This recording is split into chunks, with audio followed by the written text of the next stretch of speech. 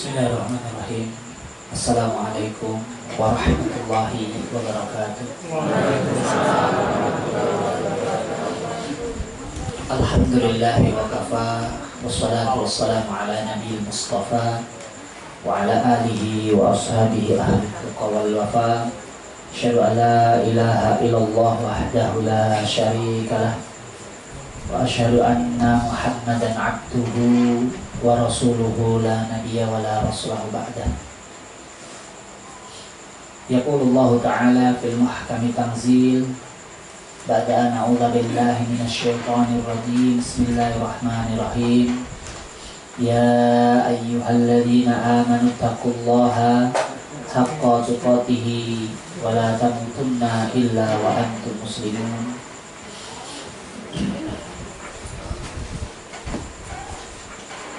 Waqala aidan ya ayyuhan nasu antumul fuqara'u ilallah wallahu huwal ghaniyyul hamid. Waqala Rasulullah sallallahu alaihi wasallam ittaqillaha haitsu kunta wa atbi sayyi'atal hasanata tamhuha wa khaliqin nasa bi khuluqin hasanin. Nas'alullaha azza wa jalla yahdiyana ila siratil mustaqim wa yaj'alana minal muttaqin wa yudkhilana jannatahu jannata na'im walhamdulillahi rabbil alamin. Alhamdulillah, Bapak Ibu yang semoga Allah rahmati, Allah berkahi, buat Bapak Kepala Desa, Bapak Lurah, semoga Allah Subhanahu wa taala berikan kebaikan, dan buat keluarga besar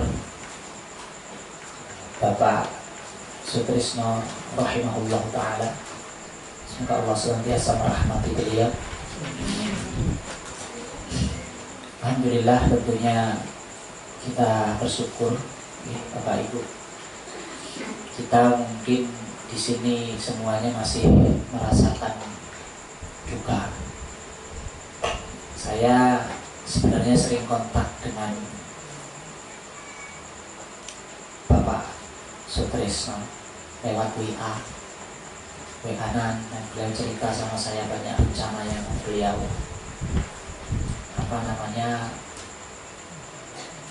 bangunlah, ada banyak hal yang ingin beliau tingkatkan dalam keagamaan ya. Dan Masya Allah, Subhanallah gitu ya. Qadarullah wa masa'a fa'ala. Cita-cita itu belum terrealisasikan saat ini, tapi beliau sudah mendahului kita. Tapi itu sebuah cita-cita, dan semoga cita-cita beliau tercapai walaupun beliau sudah tidak ada. Saya sempat ngobrol tadi dengan Mbah Juki, ngobrol santai sebelum pada datang tadi jamaah semuanya. Itu beliau cerita tentang anaknya Pak Sutris yang baru selesai kuliah dari Jepang, TB, jadi selesai terus langsung menggantikan beliau, posisinya seperti itu.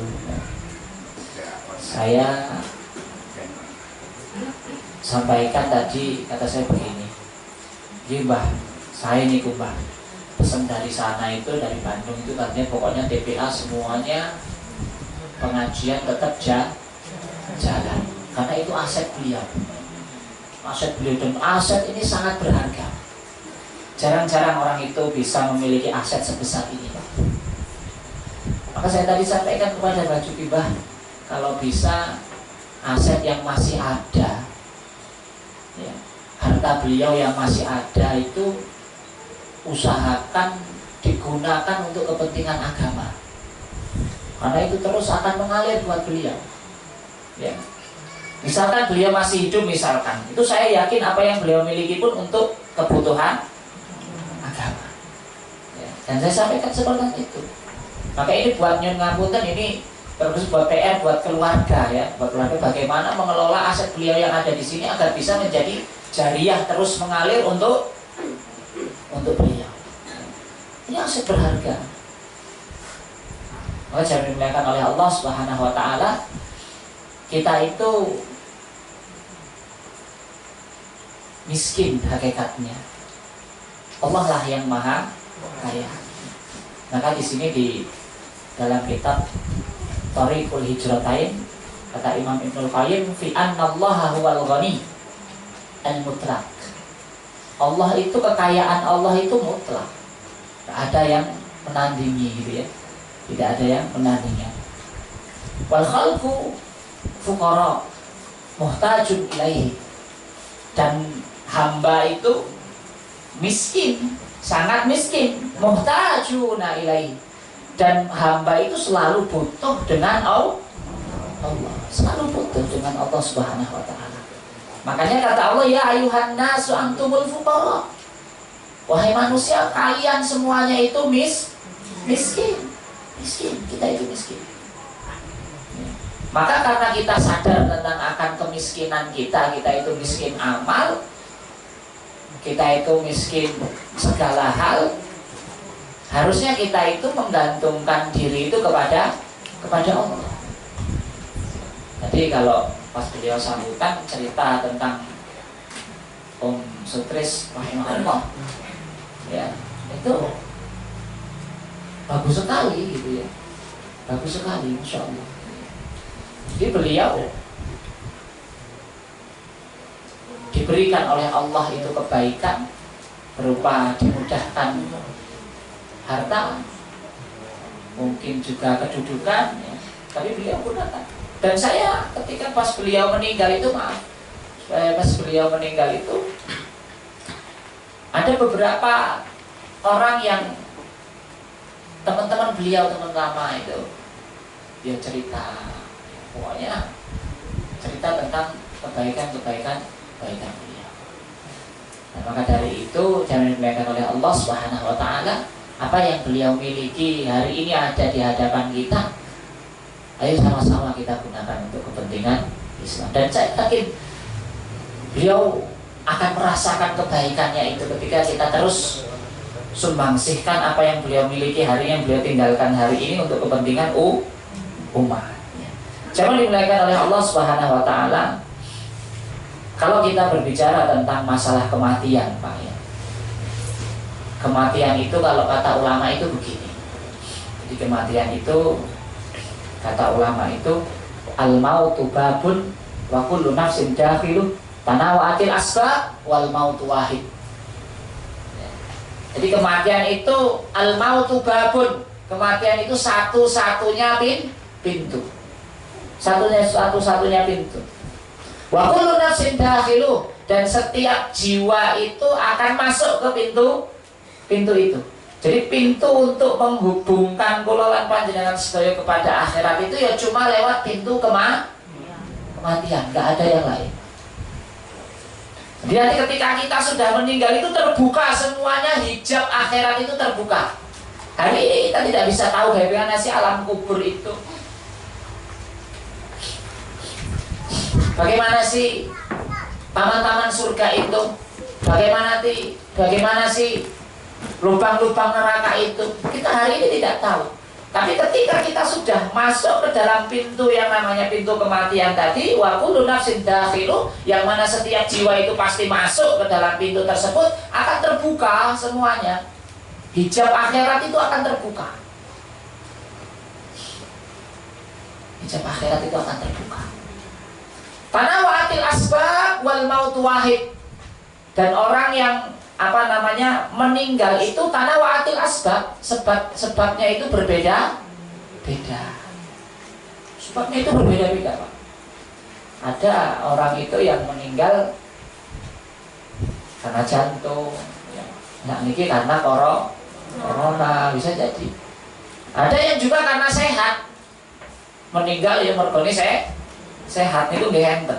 Ya. Ada cerita Bapak Ibu, ketika awal-awal kula ten Gemolong menika, ada seorang guru olahraga, pinter poli, pinter lari, badannya bagus ya. Kalau guru olahraga kan bagus badannya ya, keker, bagus pokoknya dia merawat tubuh. Suatu ketika beliau ini main voli, patroli, jebret bagus. Akhirnya saya tak istirahat dulu, capek ini ya. Akhirnya duduk di tempat peristirahatan dekat lapangan poli itu. Kemudian acara polinya selesai, dia masih duduk aja. Nah, pas didekati kalau mas ngorok itu tegese, nah masih berarti masih hidup lah. Ini pun ngorok ya mbok, digugah-gugah, ya orang tani. Ternyata meninggal. Masya Allah, ini kok meninggal karena saya sehat. Oh, kemarin berita di Kali Jambi, 3 aparatur negara, 2 polisi, 1 TNI. Ya siapa yang tahu, mereka perkasa ya. Polisi itu kan masih apa namanya, rutinitas beliau ya, rutinitas keliling lah, patroli ya. Patroli. Siapa yang tahu? Mungkin ya habis minum jamu kan, main orang ngantuk, atau bar makan nasi goreng misalkan, kan siapa yang tahu? Lewat ini kematian, Pak. Sebabnya berbeda-beda. Tapi yang jelas kematian itu Bapak Ibu, kullu nafsin dha'iqatul maut. Yang jelas semua jiwa itu pasti akan mati. Semuanya. Kita cepat atau lambat akan mati. Kita cepat atau lambat pasti akan mati. Tidak ada yang akan menghalangi yang namanya kematian itu, boten pas tepat sekali kematian itu, mengarah kepada siapapun juga. Gak pandang umur, Pak. Jangan yang muda-muda terus, saya masih nom, suwe mati nih. Belum tentu. Ya. Terus yang sudah sepuh, saya kayaknya jilid meneh, ya juga belum tentu. Maka dari situ rahasia kematian itu Allah Subhanahu wa ta'ala sembunyikan, tidak dinampakkan kepada siapapun juga. Mengapa hikmahnya? Kata Imam Ibnu Qayyim rahimahullahu ta'ala, hikmahnya agar kita senantiasa bisa mendekatkan diri kepada Allah bagi orang-orang yang ingat akan kematian. Loh, mengingat kematian itu Bapak Ibu, mengingat kematian itu bukan anjuran, tapi ibadah. Boten anjuran, boten niku nak sekedar anjuran tidak, tapi peribadahan. Berarti sinten mawon ingkang kathah mengingat mati, dia banyak beribadah. Dan mengingat kematian itu akan melembutkan hati, Pak. Akan melembutkan hati. Makanya ibu-ibu, bapak-bapak, ayo banyak-banyak ingat mati agar hati kita lembut. Kali ingat, Masya Allah, ini Pak Polisi, usung sehati kau ini ketabrak kereta meninggal. Ingatkan itu. Ada orang yang ternyata masih duduk, ya ternyata meninggal. Kalau kita itu nyuwun ngapunten, kita itu sudah nggak pernah mengingat mati, kita itu sudah nggak peduli akan yang namanya kematian. Jangan-jangan hati kita itu sudah berkarat.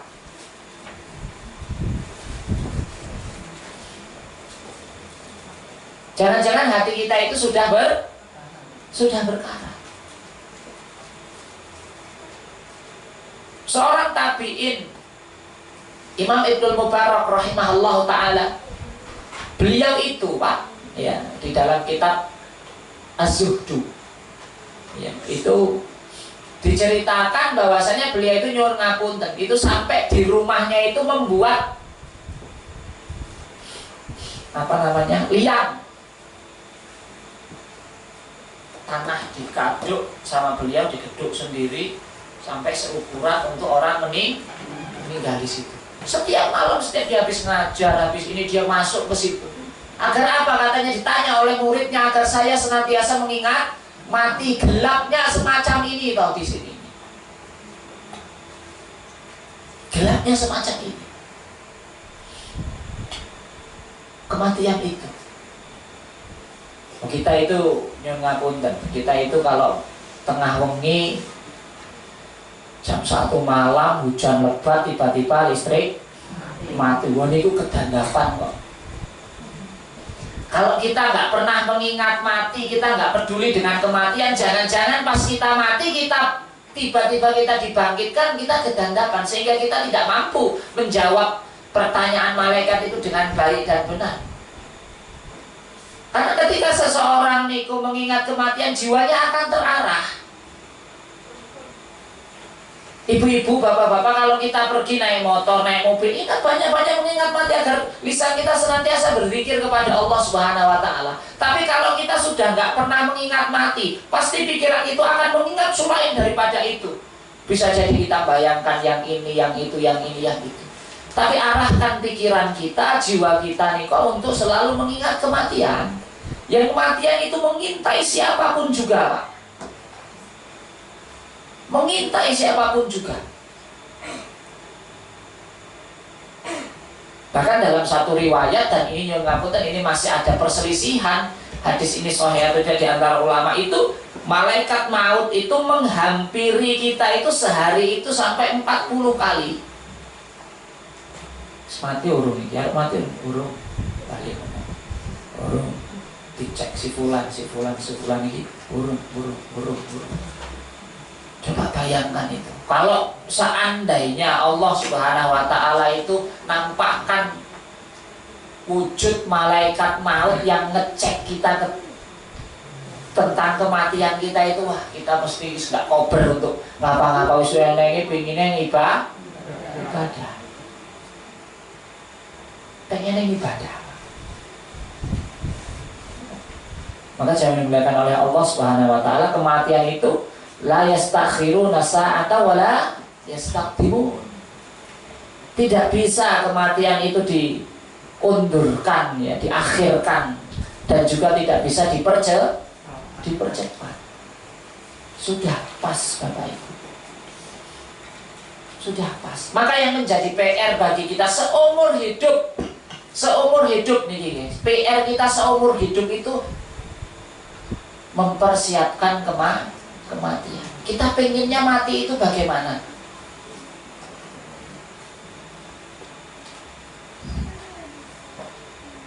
Pengennya mati kita itu bagaimana? Maka itu yang harus kita usahakan, itu yang harus kita biasakan.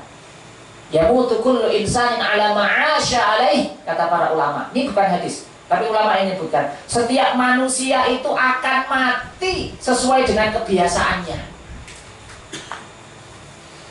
Manusia itu akan mati sesuai dengan kebiasaannya, Pak. Coba kita lihat nyuwun ngapunten, orang yang biasa melakukan perbuatan dosa, maka akan Allah Subhanahu wa Ta'ala matikan dia ketika dia sedang melakukan dosa. Coba lihat berapa orang yang meninggal ketika sedang minum khamr karena kebiasaannya minum.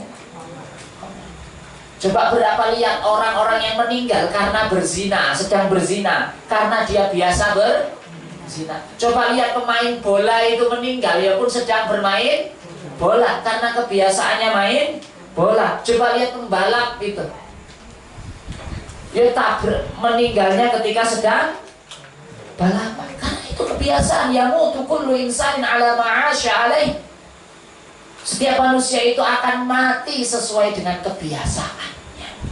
Dan saat ini kebiasaan yang menjadi rutinitas kita sehari-hari itu apa?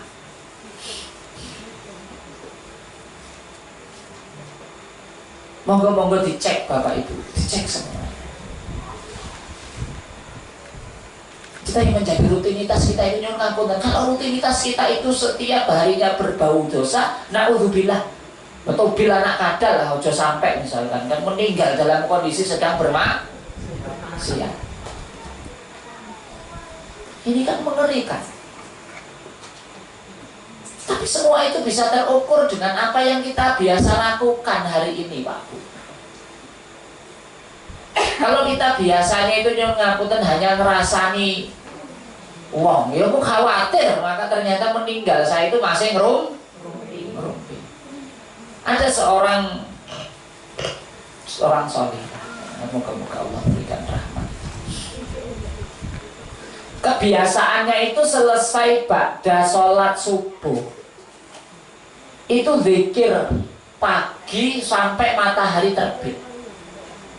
Itu setiap hari menjadi rutinitas karena memang sudah sepuh dan tidak ada aktivitas di rumah, sudah wis menikmati apa yang sudah Allah berikan, anak-anaknya sudah mapan semualah bahasa kita nggih.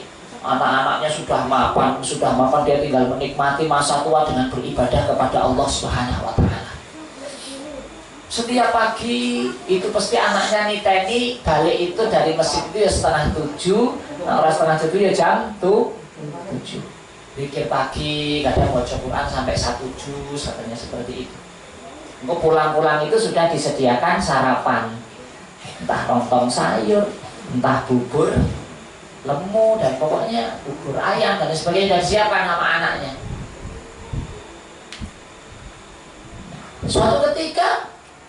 Suatu ketika sampai jam 7:30 kok bapak dereng wangsul. Kemana? Anaknya mungkin bapak balik ke kandang, langsung ke kandang, orang sarapan dulu, mungkin ke kandang. Sudah masuk jam 9 kok urung teko. Oh, anaknya prasangka lagi, mungkin langsung nengkep kebun, melaku neng. Masuk lagi sampai 10:30. Nanti apa ini? Kok urung teko? Akhirnya coba tili ini masjid. Coba tili golek ini kebun ora ene, kandang ora ene, ya wis tili ini masjid. Ternyata sedang bergeletak di masjid, Al-Quran sedang disandingnya, Masya Allah meninggal. Karena apa? Meninggalnya Allah anugerahkan meninggal dalam kondisi semacam itu karena itu kebiasaannya, Bapak Ibu. Kebiasaannya setiap habis pagi pada subuh dia zikir pagi, kemudian dia membaca Al-Quran sampai terbit matahari, kemudian lanjut dengan sholat suruh atau sholat duha di awal waktu. Allah Subhanahu wa taala berikan kematian yang begitu indah.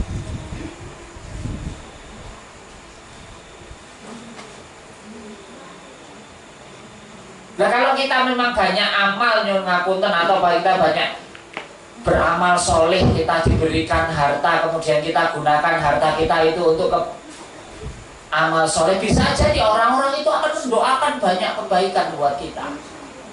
Nah, kalau kita itu sudah tidak punya apa-apa, tadi kita itu hakikatnya kita itu adalah orang miskin, gak ada yang bisa kita banggakan dalam kehidupan kita hari ini kecuali amal soleh nanti di hadapan Allah Subhanahu wa taala. Dimanapun kita itu berada, dan kematian kalau sudah datang kepada kita itu tidak akan memandang, oh kita sedang sholat, oh kita sedang di pasar, tidak. Dan nyuwun ngapunten, kula lan panjenengan sedaya menika sadar bahwasanya dunia ini hanya sebagai tempat persinggahan, ora suwe Bapak Ibu, enggak lama. Gak lama kita itu akan menunggu, kematian itu tidak lama Pak, sangat sebentar sekali kita hidup di dunia ini. Mungkin kita pernah menyaksikan orang-orang yang sedang sakaratul maut, melihat bagaimana akhir hayat si fulan, bagaimana akhir hayat si fulana. Mungkin kita melihat itu. Kalaulah kematian itu tidak bisa menjadi suatu pelajaran yang berharga bagi kita, artinya dengan kematian yang terjadi di kiri, kanan, depan, belakang kita itu tidak memberikan efek untuk kita itu ingat selalu kepada akhirat, la haula wala quwata illa billah. Ini musibah Pak, musibah. Maka tadi saya sebutkan bahwasanya tanawa'atil asbab wal mautu wahid. Meninggal itu macam-macam sebabnya, tapi kematian ya cuma satu itu saja. Kalau jenengan itu ke Solo Pak, jam 4 itu, jam 4 itu Manahan itu sudah rame Pak. Pernah yang subuh jam 4 Manahan itu keliling Melayu. Kalau orang ditanya, oh, Pak, pagi-pagi wis Melayu jam 4 wis olahraga. Wah, men kakiku ora keneng rematik, men ora stroke, men jantungku sehat, leres, jantungnya sehat. Keliling Manahan itu jantungnya sehat, ning atine momrot. Lah napa ora salat subuh? Sampah terus. Wahyu.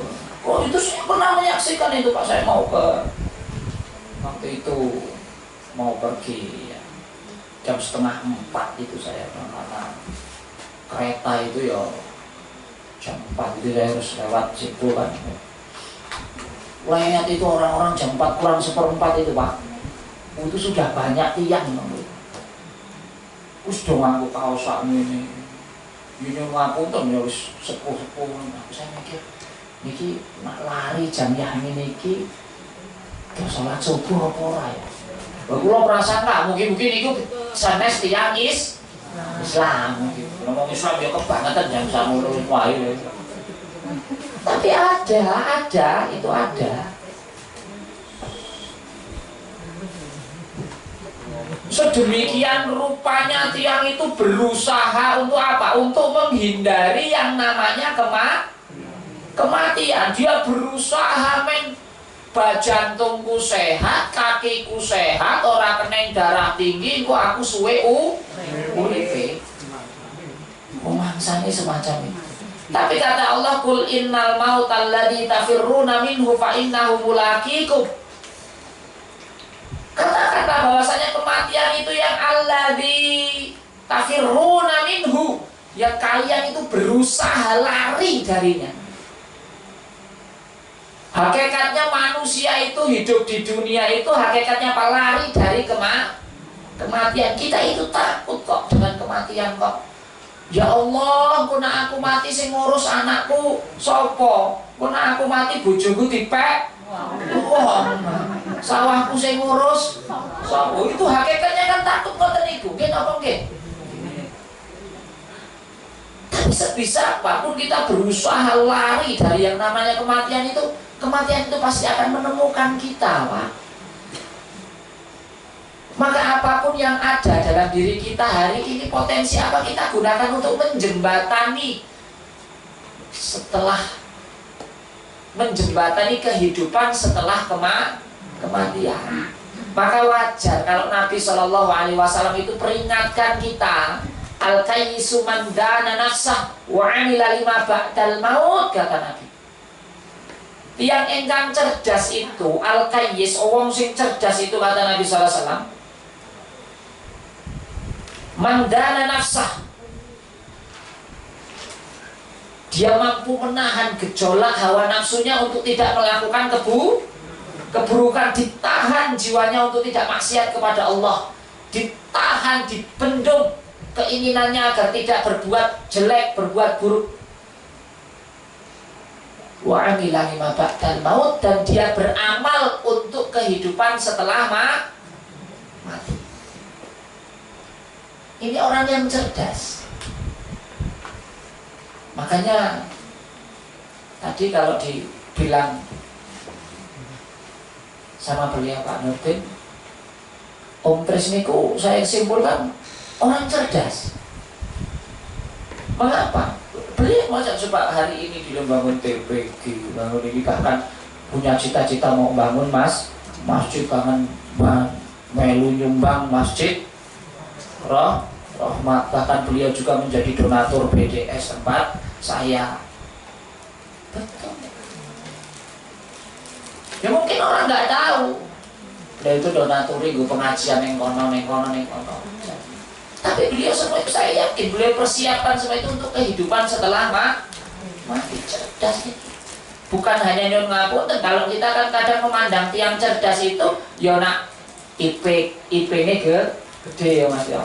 Duitnya oke, bisnisnya lancar. Tapi ukurannya syariat bukan itu. tapi mempersiapkan bekal setelah kematian. Tidak ada yang lebih kita butuhkan setelah mati itu kecuali apa? Amal soleh kita dan doa dari orang banyak.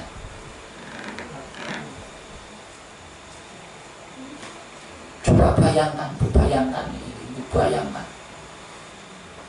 orang-orang yang sudah dibiayai oleh Pak Tris, mengkene sampai iso do ngaji Mas Dwi lah. Wis kok cilik kan gini ngaji ya Mas, sampai bisa baca Quran. Itu setiap kali Quran yang beliau baca itu jadi pahala buat Pak Tris karena yang biayai beliau. Coba itu bayangkan berapa ratus yang beliau biayai di sini. Coba berapa? Wah, ini makanya kalau di apa namanya, di salah satu tulisan yang ditulis oleh Dr. Fahd, itu beliau menulis satu artikel yang cukup indah, cukup baik,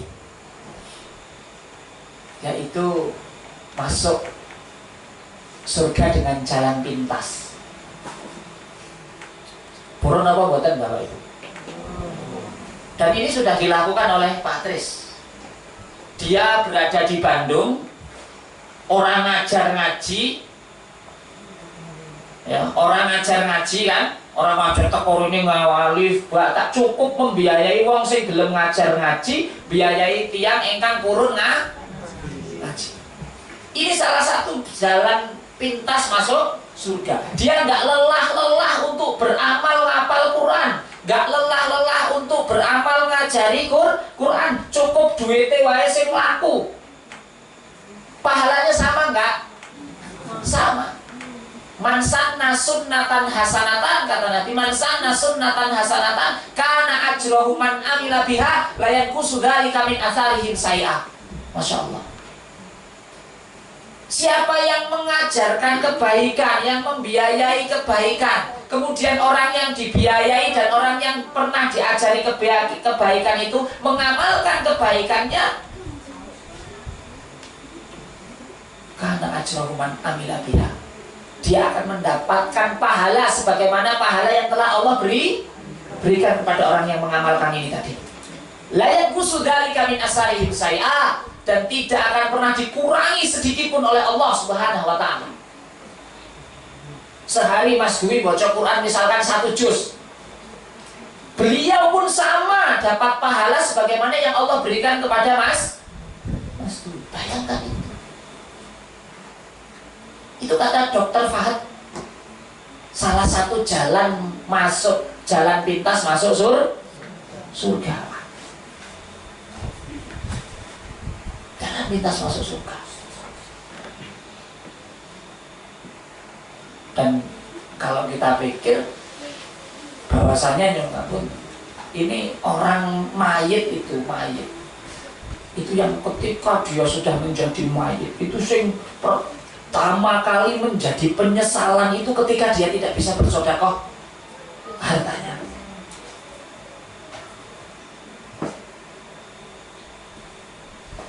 Bisa memberikan sedekah harta yang dia miliki.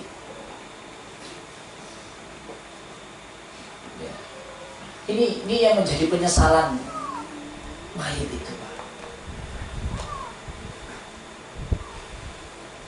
Rabbi laula akhortani ila ajalin qarib fa saddaka wa akum minas sholihin. Di dalam surat Al-Munafikun itu Allah sebutkan, Robbi, kata orang yang sudah meninggal ini, sudah menjadi mayit, akan mengatakan, Robbi laula akhortani, ya Allah, kalau engkau tunda kematianku itu sedetik saja, sebentar saja engkau tunda kematianku, ya Allah, fasaddaqa, maka aku akan bersedekah, ya Allah. Kalau seandainya ini orang ini sudah meninggal loh, sudah menjadi mayat di kuburan itu, berandai-andai, laula akhortani, ya Allah, kalau engkau tunda kematianku sebentar saja, ya Allah, bahasane kerene, bahasane kula lan panjenengan uripke aku sedetik wae ya Gusti. Nak iso aku diuripke sedetik wae ya Allah, tangi aku sedetik wae tak sedekahke. Kuwi apa sing aku miliki? Masya Allah. Makanya wajar kalau salah satu jalan pintas masuk surga itu membiayai Islam, memberikan harta untuk Islam. Makanya kepada keluarga lah, ya, khusus keluarganya Tris ya, jangan sampai apa yang beliau miliki hari ini tuh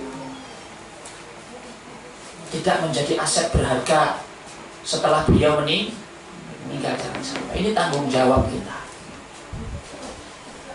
Maka tadi ketika Mbah Juki ngomong menurut pengajian akan terus ada Ustaz, wah alhamdulillah, alhamdulillah. Itu aset, betul sekali lagi saya sampaikan. Jarang-jarang loh yang ada yang semacam ini. Betul, jarang. Ya. Maka jangan dimuliakan oleh Allah Subhanahu Wa Taala. Ayo renungi kematian kita semuanya. Sudah bekal apa yang kita bawa nanti di akhirat nanti. Ya, kematian itu apa namanya, ajal manusia itu, yang ngapunten, ajalnya manusia itu selalu mengintai kita dengan banyak jalan. Disebutkan di dalam hadis an Abdullah radhiyallahu anhu qala, dari Abdullah, semoga Allah Subhanahu wa taala merahmati meridhoinya, qala khatta Nabi sallallahu alaihi wasallam khatta murabba'an wa khattan fil wasati kharijan minhu wa khatta khututan sigharan ila hadzal ladzi fil wasati min janibihi. Jadi suatu ketika Nabi itu nyuwun ngapunten menggaris satu garis lurus, khatta khututan ya, menggaris satu garis lurus tengah. Lalu di garis lurus itu di kiri kanannya itu oleh Nabi Shallallahu Alaihi Wasallam di garis-garis kecil. Khutatan sigharan ila hadhihi alladhi fil wasati min janibihi. Janib itu kan kiri apa samping-sampingnya. Di garis-garis kecil. Jadi satu garis bisa kebayang ya Bapak Ibu ya. Satu garis lurus terusan garis-garis banyak itu di kiri dan kanan satu garis lurus tersebut. Jadi sampai mengelilingi garis itu. Kata Nabi, yang garis lurus ini adalah kehidupannya. Kehidupannya itu cuma satu garis lurus itu, sedangkan garis-garis yang pendek-pendek, yang kecil-kecil di kiri kanan garis lurus itu adalah ajalnya.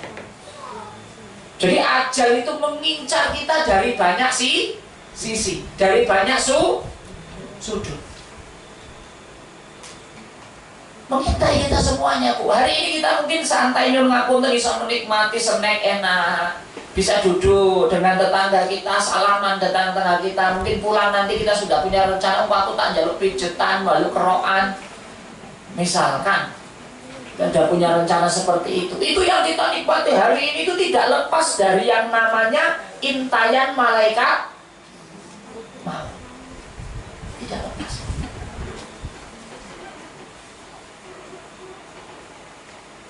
Dan kalau kita dianugerahi oleh Allah Subhanahu wa taala untuk mengingat kematian, itu salah satu nikmat yang besar, karena mengingat kematian itu adalah peribadahan.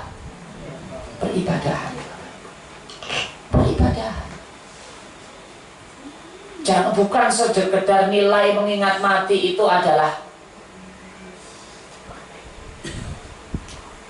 anjuran, tidak. Ini ibadah. Dan kematian itu adalah pemutus segala kenikmatan. Aksiru dzikra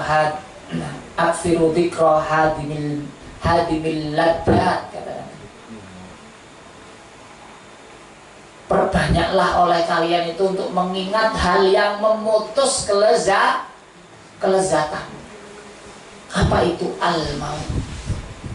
Pemutus kelezatan itu adalah kematian.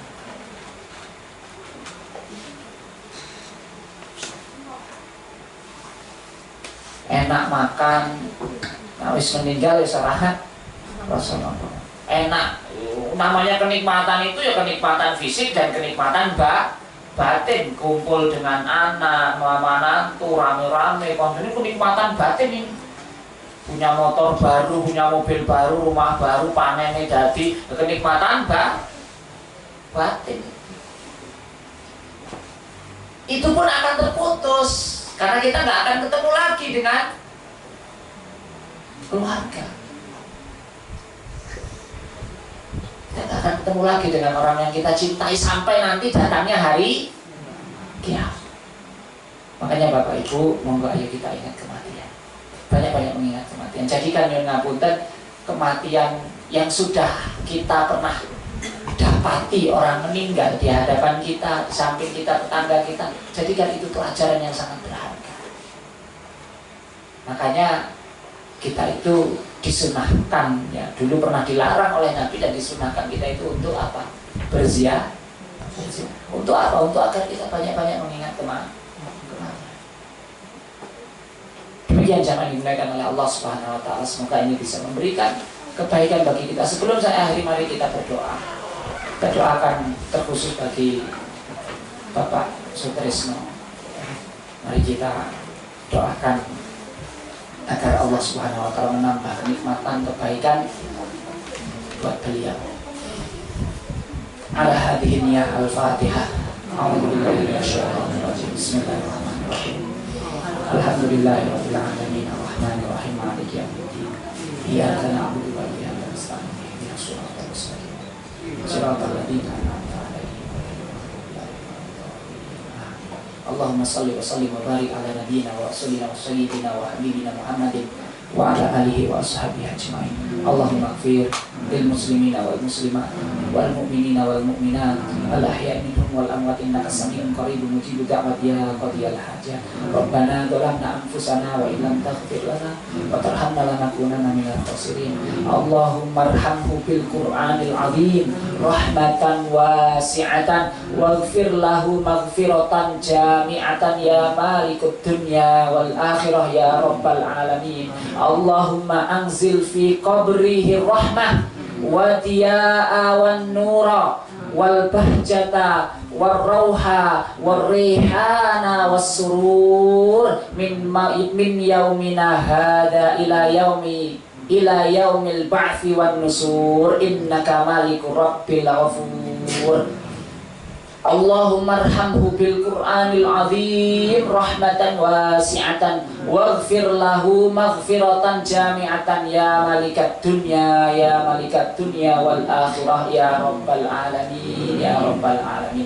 Rabbana atina fid dunya hasanah wa fil akhirati hasanah wa qina adzabannar. Wa sallallahu ala nabiyyina wa rasulina Muhammadin wa ala alihi wa ashabihi ajma'in. Assalamualaikum warahmatullahi wabarakatuh.